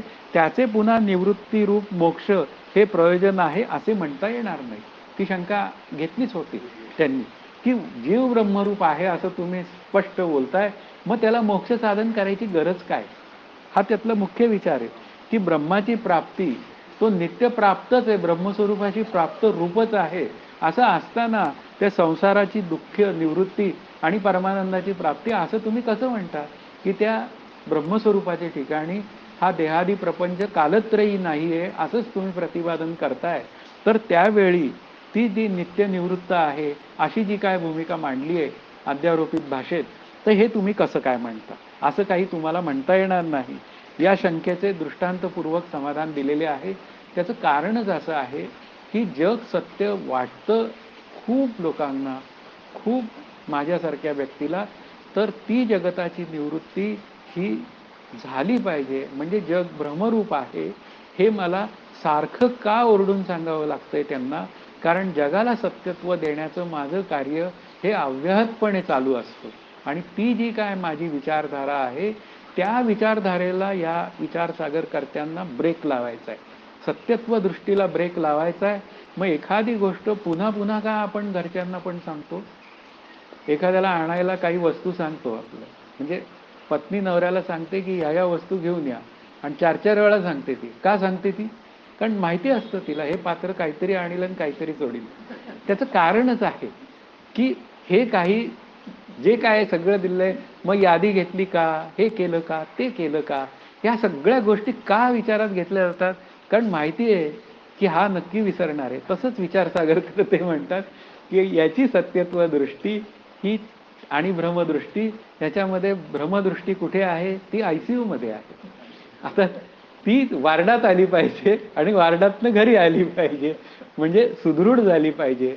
आत्मस्वरूपाकडे जाण्यासाठी हे जगत भ्रमरूप आहे. ही जी दृष्टी आहे ही जास्तीत जास्त पक्की होत गेली की अज्ञानाची निवृत्ती होते आणि माझ्या मला परमानंदाची प्राप्ती होते. म्हणून आता त्यात मुख्य वर्म काय आहे त्याचं समाधान असं सांगतायत की कोणासही प्राप्त असलेल्या किंवा निवृत्त असलेल्या पदार्थांविषयी प्राप्त झाल्याचा किंवा निवृत्त झाल्याचा जो व्यवहार दिसतो तो मध्यंतरी भ्रांतीचा विचार केल्याशिवाय दिसत नाही. तो विचार आपण खूप मोठ्या पद्धतीने केलाय की मध्यंतरी ती कंकण दृष्टी किंवा चष्मा दृष्टीने आपण पाहिलं की भ्रांती नावाची गोष्ट आपल्याला स्वीकारावी लागते. त्यासाठी पुन्हा आणि तिसरं उदाहरण दिलं. एखादा कारकून कानावर लेखणी ठेवून भ्रमाने पुन्हा ती रुमालात नळकांड्यात पाहत असतो, नंतर सहजच कानाला हात लावून बघतो, तो लेखणी मिळाली आहे असे म्हणतो. पूर्वीचे कारकून कोट घातलेले वगैरे हे सगळे डोळ्यासमोर आणा आणि मग ते डोळ्यासमोर आणल्यावर तो पेन कुठे हरवू नये म्हणून तो काय करतो. पूर्वी फार महाग होत्या सगळ्या गोष्टी, पेन्सिल सुद्धा महाग होती, त्यामुळे ती हरवणं परवडत नव्हतं. आता काय होतं, 5 रुपयाचा पेन आहे, हरवला का नवीन आणता येईल. पण पूर्वी तसं नव्हतं. पूर्वी प्रत्येक गोष्टीची काय होती, किंमत होती. आणि ती किंमत होती म्हणूनच काय झालं, त्या लोकांना सगळी म्हणजे काय म्हणतात आयुष्याची किंमत होती आणि त्यांनी चांगला व्यवहार केला. म्हणजे आमचा एक साहेब होते, नाईक साहेब होते, तर ते पेन्सिल अशी बोटा एवढी झाली तरी सुद्धा वापरायची. आणि आम्ही साहेबांकडे पेन्सिल मागायला गेलो, ही एवढीच पेन्सिल उरली. अरे एवढी पेन्सिल म्हणे मी 2 वर्ष वापरतोय आणि तुला काय झालं म्हणे. म्हणजे याचा अर्थ काय झाला की ती पेन्सिल जी आहे पूर्वीच्या काळी खूप महत्वाची होती. मग ती लेखणी कुठे होती, ती कानालाच होती. पण काय झालं, ती कानाला होती पण ती मला प्राप्त असून सुद्धा मध्ये काय झाला, हरवल्याचा व्यवहार घडला. म्हणून इथे काय आहे, तो हरवल्याचा व्यवहार घडला. मग हरवल्याचा व्यवहार घडला म्हणून तो सापडल्याचा व्यवहार घडला. म्हणून मध्यंतरी भ्रम स्वीकारण्याशिवाय पर्याय नाही. पण लेखणी मिळाली म्हणण्याला चोरून कोणी नेली होती, तर ती चोरलेली कोणीच नव्हती, माझ्याजवळच होती, ती कानावरच होती. पण मिळाली म्हणण्यास लेखणी हरवल्याचा मध्यंतरी भ्रम मानावा लागतो. त्याप्रमाणे मी ब्रह्मरूप नाही, ब्रह्म कोणीकडे आणि मी काय यस कश्चित, म्हणजे मी काय असं, मी कुठे आणि हे ब्रह्म कुठे. हां, तुम्ही सांगताय हे सगळं खरं आहे हो. म्हणजे ते समर्थ म्हणतात ना, स्थलत्याग होता सवेची जाते. सगळं काही सांगायचंय आमचे श्री गुरु तिथे सज्जनगडावर. आणि एक दिवस असं झालं की त्यांना शंका विचारली एकांनी की म्हणे तुम्ही जे काय आत्ता बोललात, म्हणजे मायावादाचा विचार मांडलात आणि तो मांडताना तुम्ही काय म्हणला, माया विशिष्ट चेतन जीवाचं असं लक्षण केलं, म्हणजे अज्ञान विशिष्ट चेतन असं जीवाचं लक्षण केलं. तर मला वाटतं काहीतरी बोलण्यात चूक झाली असावी असं एक जण म्हणाला. मी डोक्याला हात लावला, कारण का विचारसागरचा अभ्यास थोडासा झालेला होता की ज्यावेळी एखादी व्यक्ती अज्ञान विशिष्ट चेतन असं म्हणते त्यावेळी तिने अवच्छेदवादातनं बोललेली भूमिका असते. आणि आभासवादामध्ये काय असतं, माया विशिष्ट साभास चेतन, अविद्या विशिष्ट साभास चेतन. पण होतं काय की एक वेळ मी माझं अज्ञान प्रगट करतो काही वेळा अशा पद्धतीने सुद्धा, आणि मग मी म्हणतो की मग ते ब्रह्म कोणीकडे, ते श्री गुरु कोणीकडे आणि मी कोणीकडे. आणि त्या दोघांचा कधीच काय होत नाही, अभ्यासयुक्त संबंध कधीच सिद्ध होत नाही. अशा पद्धतीने मी जर का विचारधारा करणार असेल तर मला ब्रह्मप्राप्ती होण्याची व्यवस्था कधीच नाही. मग तशा पद्धतीने मी विचार करता कामा नये. श्री गुरु सांगतात त्यावेळी अत्यंत परफेक्शन असतं. माझ्या अजय गुरूंचं परफेक्शन वादातीत आहे, शंकर महाराज खंदारकरांचं. किंवा आता मी भामती प्रकाश ग्रंथ वाचतोय, लिखाणे यज्ञेश्वर शास्त्री कस्तुरेंचं, वादातीत आहे, कुठलाही शब्द इकडे तिकडे नाही. तसंच माझ्या श्री गुरूंचं आहे, तसंच संत निश्चलदासजींचं आहे, तसंच या साखरे महाराजांचं आहे. म्हणजे इतकं परफेक्शन आहे. तर मग मी त्यांच्या पुढे ते ब्रह्म कुणीकडे आणि मी कुणीकडे असं म्हटलं तर ते माझ्या काय करतील. आता मी पुढे बोलत नाही, ते माझ्या कानाखाली बार काढतील थोडक्यात बोलायची वेळ आली तर. अरे इतका वेळ मी तुला एवढं कंठारोह करून सांगतोय आणि तू जर का असं म्हणत राहिलास तर ते काही चालणार नाही. म्हणजे इथे आपल्याला अभ्यास करण्याशिवाय, माझ्यासह इथं बसणाऱ्यासह अभ्यास करण्याशिवाय पर्याय नाही. या भ्रमाने ब्रह्मप्राप्तीची आणि संसार निवृत्तीची इच्छा होते. सुरुवातीला हे मान्य आहे की मला कळत नाही, पण 10 वर्ष झाल्यावर जर मला कळत नाही असं मी म्हणत असेल तर रामकृष्ण हरी, मला अपडेट करण्याची गरज आहे, माझा अभ्यास नीट करण्याची गरज आहे. सारांश, जीवाच भ्रम आहे हा त्यातला एक महत्वाचा भाग आहे. म्हणून ब्रह्मप्राप्ती आणि संसार निवृत्ती अशा स्वरूपाचे प्रयोजन शास्त्र सांगते. आता ही सुद्धा भाषा अध्यारोपाचीच आहे. म्हणजे एकदा तोंड उघडलं की काय झाला, अध्यारोप सुरू झाला. तिथे अपवादाचा विचार हा केवळ काय आहे, शब्दस्तरावर असतो. हा त्यातला भाग आहे. दुसरा जो विचार आहे तो आता विचारसागरचं तरंग संपायला आलेला आहे. रहस्य, ब्रह्मप्राप्ती भावरूप आणि बंधनिवृत्ती अभावरूप असा भावाभावरूप मोक्ष घडत नाही, ही शंका विचारली आहे की तुमचा मोक्ष जो आहे तो भाव आणि अभावरूप आहे का. हे दुसऱ्यांदा परत सांगण्याचं कारण आहे की ही शंका माणसाच्या काही केल्या निवृत्त होत नाही. कारण डोळ्यासमोर धडधडीत दिसणारं जगत हे तुम्ही नाही असं कसं म्हणता. कारण त्यांना आहे आणि नाहीच्या डेफिनेशनचा विचारच कळत नाही की आहेची डेफिनेशन तिन्ही काळात आहे आणि नाहीची डेफिनेशन कधीतरी आहे कधीतरी नाही आणि मध्येच भासतो अशी आहे. म्हणजे जे जे उत्पत्ती स्थिती नाशवान आहे ते सगळं कसं आहे, पाहायला गेलं तर अभाव रूपच आहे, भ्रमरूपच आहे. आणि असलंच अस्तित्व तर सतासत विलक्षण अनिर्वचनीय मिथ्या. अशा पद्धतीने आपल्याला त्याचा विचार करावा लागेल. म्हणून हा भावाभाव रूप मोक्ष नाही. कारण काय आहे, जे आहे ते सगळं स्वरूपच आहे. सगळा भरला घनदाट हरी दिसे, अशीच भाषा आहे. मला कळत नाहीये, मग मी कळून घेण्याचा फक्त प्रसंग आहे. वास्तविक या शंकेच्या समाधानात संसार निवृत्ती अभावरूप नाही एवढेच ग्रंथकाराला सांगायचे आहे. कारण शेवटी काय आहे, ती जर अभावरूप असती तर लोक अभ्यासाला कशाला जमले असते. हा त्यातला भाग आहे की नुसता तुम्ही देहादी प्रपंच मिथ्या ठरवा, पण कशासाठी. काही खायला दिलं तर पोट भरतं, काहीतरी भाषा आहे ना. की डोळ्याला तुम्ही टॉकीजमध्ये गेला 100-200 रुपयाचं तिकीट काढून तर सिनेमा तरी दाखवला पाहिजे, आणि काहीच दाखवत नाही, नुसतंच बसलोय आम्ही. याला काय अर्थ आहे. काहीतरी त्याचं आपल्या पुढे नियोजन तर आलं पाहिजे ना. काहीच प्रयोजन येत नाही, याला काय अर्थ आहे. म्हणून इथे आम्हाला जग अभावरूप आहे असं आम्ही म्हणतच नाही. कारण काय आहे, वास्तविक हे जग झालेलंच नाहीये. हे सांगायचा उद्देशच असा आहे की हे जग झालंय असं जे तू म्हणतो आहेस ना, ते रज्जूपही चैतन्यावर भासणाऱ्या सर्पाप्रमाणे. मग सर्प आहे का नाही सांग तू मला, असं ते मला म्हणतात. मग मी म्हणतो सर्प नाही, मग तद्वत जगतही नाही. ती भूमिका आली का लक्षात. म्हणजे काय, मग जे आहे ते सगळं स्वरूपच आहे अशा पद्धतीने. म्हणून ती जी काय अभावरूपता असं म्हणूया तात्पुरती त्रैकालिक अत्यंताभावाच्या निमित्ताने, किंवा सतासत विलक्षण अनिर्वचने मिथ्या सांगण्याच्या रूपाने सुद्धा काय आहे, पुन्हा अभावच सांगायचा आहे. म्हणजे कल्पित आहे म्हणण्यामध्ये अभावच सांगायचा आहे. असं सगळं आपल्याला पक्क कळालं तर मग काही अडचण नाही. म्हणून इथे भावाभावरूप असं नाही सांगायचं, तर आम्हाला भावरूपताच सांगायची आणि ती केवळ ब्रह्मस्वरूपाचीच सांगायची. मिथ्या पदार्थांचा नाश अभावरूप नसतो. म्हणजे कल्पित सर्पाचा नाश म्हणजे बाध हा काय आहे, अधिष्ठान रूप म्हणजे रज्जूपहित चैतन्य रूपच आहे. म्हणजेच याचा अर्थ काय आहे, आमचा मोक्ष भावाभाव रूप नाही, तर तो भावरूप म्हणजे ब्रह्मरूपच आहे.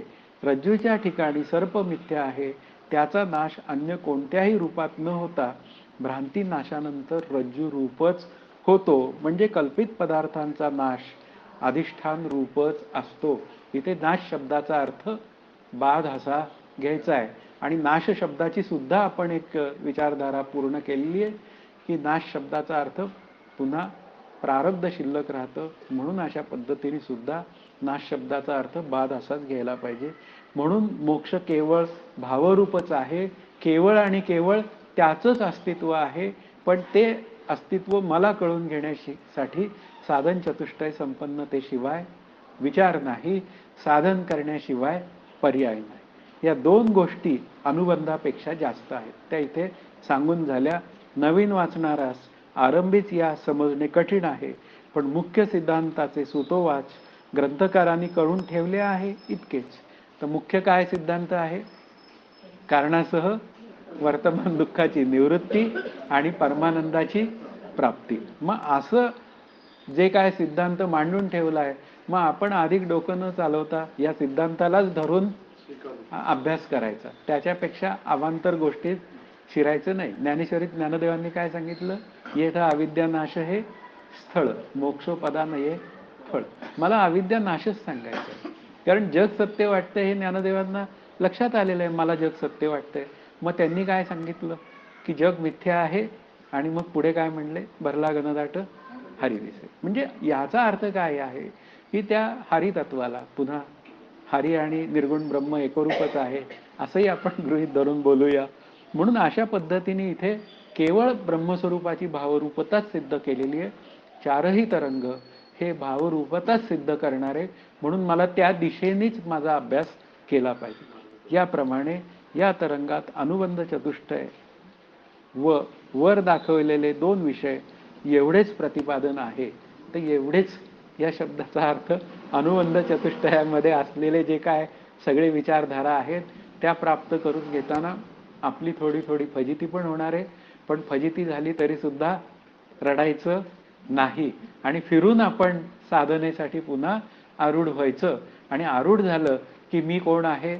मी आनंदाचा ठेवा आहे, म्हणजे जगन निवृत्ती आणि परमानंदाची प्राप्ती ही ठेवलेलीच आहे.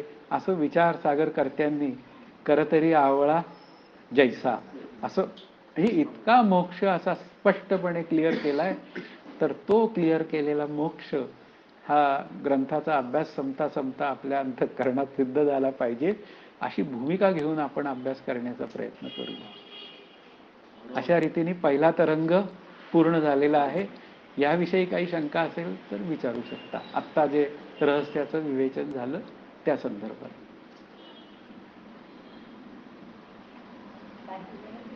हां आता पहा, इतका पदार्थाचा नाश अभाव हां नसतो. नसतो. म्हणजे हे वाक्य वाचलं की थोडं मनात ठेवतं. हो पण त्याच्या पुढे जे उदाहरण देतात हो त्यांनी ते clear जास्त स्पष्ट होतं. अगदी सर्पाचा नाश हा मग तसंच अज्ञानाची निवृत्ती ही ज्ञानरूपच आहे, म्हणजे भावरूपच आहे. आणि ज्ञानच सगळीकडे आहे ना. कारण सिद्धांत काय आहे? एक ब्रह्मच तेवढं सत्य असून उर्वरित जगत मिथ्या, म्हणजे येणारे आणि जाणारे आहे. मग जे जे काही येणारं जाणारं असतं ते काय असतं? त्याचा नाशच होतो. आणि तो आपण पाहतच असतो की माझ्या शरीरासह माझा नाश शरीराचा होणार आहे, पण आत्मरूप मी मात्र येतही नाही आणि जातही नाही. त्याचा नाश होणं शक्य नाही. म्हणजे ती भावरूपता आहे. म्हणून अज्ञानाची निवृत्ती हीच काय आहे? परमानंदाची प्राप्ती आहे. म्हणून काय आहे? ज्ञानप्राप्तीची साधने अशी भाषा बोलली जाते. ती अशा अर्थाने आहेत की मध्ये ज्ञानप्राप्तीची साधने या शब्दाचा अर्थ अज्ञान निवृत्तीपूर्वक ज्ञानप्राप्तीची साधने असे ते आहे.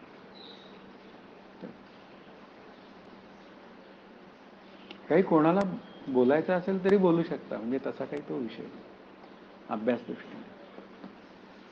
चला हे बंद करू का बोलायचं? म्हणजे तुम्ही अवच्छेदवाद आणि आभासवाद असे शब्द सांगितले, हां. त्यावर आपण जास्त विवरण सांगितलं. रामकृष्ण. अवच्छेदवाद आणि आभासवाद हा 4थ्या तरंगात येणारे करा, पण ते आता 1 तास 18 मिनिटं झाली. हे बंद करून सांगू का? नाही 2च मिनिटात सांगायच्यासाठी तो तुम्ही तिथे शब्द वापरला तर त्याच्यावर शंका आहे. त्याचं निवारण तुम्ही जेवढ्या कमी शब्दात करू शकत असाल तेवढ्याच. रामकृष्ण. पण करा याच्यासाठी की घरी जाताना प्रश्न घेऊन नाही गेलो पाहिजे, उत्तर घेऊन जाऊ. बरं. ते कसं आहे की व्यापक चैतन्य जे आहे त्याला संकुचित करणारे जे विचारधारा आहेत त्याच्यामध्ये 2 विचारधारा आहेत. एक आभासवादाची विचारधारा आहे, ती शंकराचार्यांनी मांडली, आणि एक अवच्छेदवादाची विचारधारा, ती पण लोकांनी मांडलेली आहे. तर व्यापक चैतन्याला संकुचित करणारी केवळ वृत्तीच न मानता त्यात आभासाचाही स्वीकार केला जातो. आणि त्या आभासाचा स्वीकार करून शेवटी हे कशासाठी चाललंय? तर जीवाची आणि ईश्वराची डेफिनेशन झाली पाहिजे. मग त्यामध्ये मग जीवाचं आणि ईश्वराची डेफिनेशन तयार होते. आणि ती डेफिनेशन काय सांगते आभासवादातली? की ईश्वराचा विचार मायाविशिष्ट साभास चेतन, म्हणजे आभासाचा काय केला, स्वीकार केला. आणि अज्ञान विशिष्ट साभास चेतन, व्यष्टी सापेक्षतेने जेव्हा विचार करायची वेळ येते तेव्हा बुद्धीत पडलेलं आत्म्याचं प्रतिबिंब, आणि समष्टी सापेक्षतेने विचार करायची वेळ येते तेव्हा मायेत पडलेलं ब्रह्मस्वरूपाचं प्रतिबिंब. अशा पद्धतीने विचार येते. ही एक विचारधारा आहे. आभासवादामध्ये मग काय होऊन जातं की तुम्ही त्या बुद्धीला काय करा, शांत करा, अशी भूमिका मांडता येते. आणि बुद्धीला शांत केलं की मग ती बुद्धी शांत झाली की तो परतवणी पाठवणारे ठाके हा विचार आपला पूर्ण होऊ शकतो. आणि आभास कळण्याला काय आहे, सोपा आहे की ही विचारधारा हे होते.